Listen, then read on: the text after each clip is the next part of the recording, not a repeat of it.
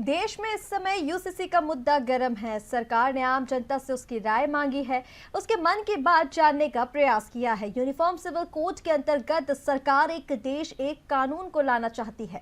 वहीं इस बिल में कुछ मुख्य बिंदु हैं। जिस प्रकार हिंदू, सिख, जैन महिलाओं को शादी के बाद तलाक होने पर गुजारा भत्ता मिलने का प्रावधान है, उसी प्रकार हर एक महिला को, चाहे वो मुस्लिम समाज की ही क्यों ना हो, उसको भी यह अधिकार प्राप्त होगा। इसके साथ कई अन्य अधिकार भी शामिल हैं।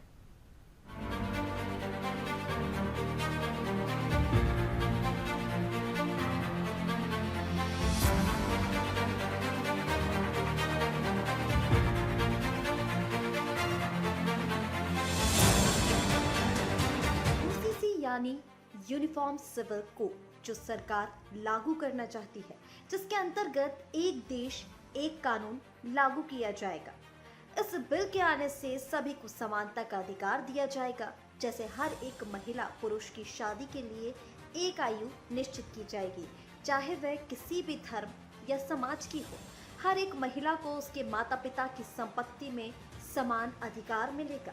हिंदू महिलाओं की तरह मुस्लिम महिलाएं भी आसानी से बच्चा गोद ले सकेंगे।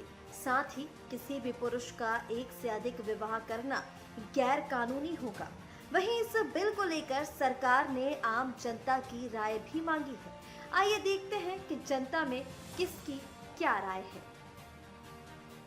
हिंदुस्तान की महिलाओं ने हमेशा ही पुरुषों के साथ बराबरी का साथ दिया है और आज बात हो रही है कि महिलाओं को बराबरी का कानून और हिस्सा भी मिलना चाहिए। देश में यूसीसी को लेकर एक अजीब सी बहस छुड़ी हुई है। लोकतंत्र है, पक्ष भी है, विपक्ष भी है।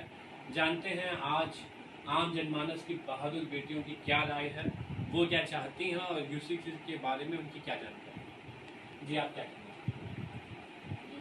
यूसीसी का ये है, इससे लड़कियों को, महिलाओं को बहुत बेनिफिट रहेगा, क्योंकि मेरे हिसाब से कानून जो है वो सबके लिए सेम होना चाहिए। कोई भी जाति हो, कोई भी धर्म हो, उसमें कोई भेदभाव नहीं होना चाहिए।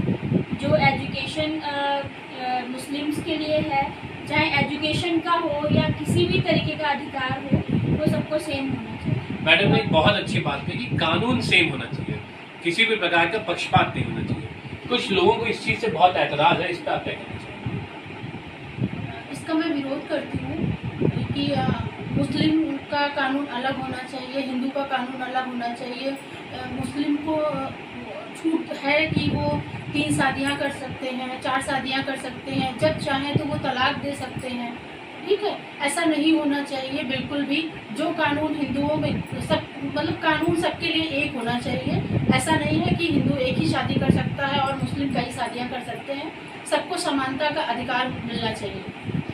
हमारे साथ में बहन जी ने एक बहुत अच्छी बात कही कि हिंदू हो चाहे मुस्लिम, महिला है, अधिकार सभी को समान मिलने चाहिए। भारत देश की एक खूबसूरती है कि यहाँ ढेर सारी विविधताएं हैं और उन विविधताओं में एक एकता है।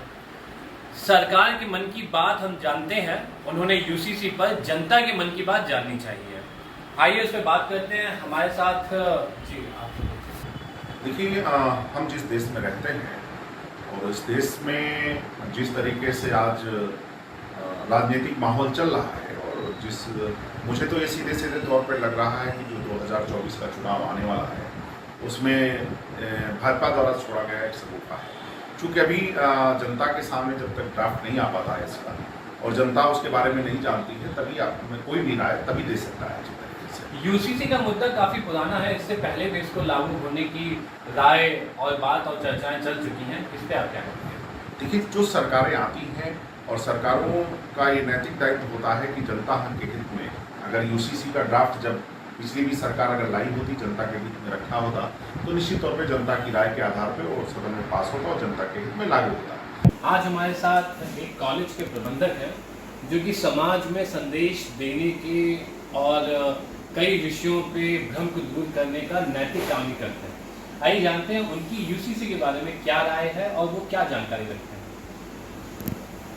ये तो बहुत पुराना मुद्दा है, इसको आज नए रूप से लोगों के बीच में चर्चा का विषय बना हुआ है, लेकिन ये देश की स्वतंत्रता से पहले से इस पर जो है काम हो रहा है, इस पर बात की हो रही है और ऐसा स्वतंत्रता के बाद भी तय हुआ कि राज्य जो है अपने नागरिकों के साथ समानता का बर्ताव करेगा। तो उस उसी के संबंध में आज जो है इसको लागू करने की बात चल रही है। तो अब समाज के अंदर कोई भ्रांतियां ना पैदा हों, इसलिए ये हमारा सबका दायित्व बनता है कि लोगों को जानकारी दी जाए। यूसीसी के बारे में आप क्या जानते हैं और क्या चाहते हैं? सर अभी तो हम यूसीसी बस सुन रहे हैं, उस पर जो दंगल हो रहा है वो सुन रहे हैं, और अभी उसका कोई मामला साफ तो है नहीं। मोदी जी साफ तो कर नहीं रहे क्या होना है उसमें। बस ये सुन रहे हैं कि यूसीसी जो है आएगा और कॉमन सिविल कोड जो है, और ये तमाम जो अल्पसंख्यक लोग हैं उन पे लागू होगा, जिसमें मुस्लिम समाज सबसे बड़ा तबका है, ईसाई हैं, सिख हैं और तमाम जाति और धर्म के लोग हैं उन पर। आपको भाई साहब क्या जानकारी? देखिए, जो मेरा मानना है CAA सरकार लाई, NRC लाई, और सिर्फ जो है चुनावी मुद्दा, जो मेरा मानना है वो चुनावी मुद्दा है। ये 2024 के लिए इनके पास कुछ बचा नहीं था सरकार के पास, तो ये मुद्दा इसको जो है ला रहे हैं हिंदू मुस्लिम करने के लिए, जबकि इसका मुसलमानों से कोई लेना देना नहीं।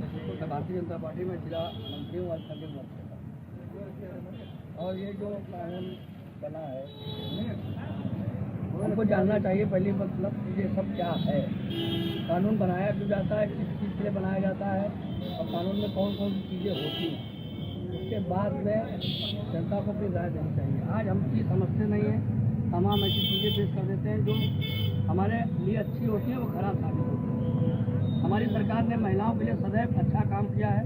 2014 से लेकर आज तक जो कानून सरकार ने बनाए हैं वो महिलाओं के लिए महत्वपूर्ण रहे हैं। आज हमारे समाज की महिलाएं या सर्व समाज की महिलाएं रात में शाम के वक्त खुलेआम घर से निकल सकती हैं अपने कारोबार के लाइन से, अपने बाजार के लाइन से। 2014 से पहले जो माहौल था, गुंडा राज था, क्रिमिनल लोग खुलेआम रोड पर घूमते रहते थे, उन सबको हमारी सरकार ने ख़त्म करने का काम किया है। आज आप देख सकते हैं कि अगर माहौल जरा सा भी को बिगाड़ना चाहता है तो उसको माननीय योगी जी और माननीय मोदी जी की सरकार के जो कानून है वो याद आ जाते हैं। उसको सबसे पहले तो बुलडोजर ही याद आता है। के बारे में आप क्या जानती हैं और इस पर आपकी क्या प्रतिक्रिया है?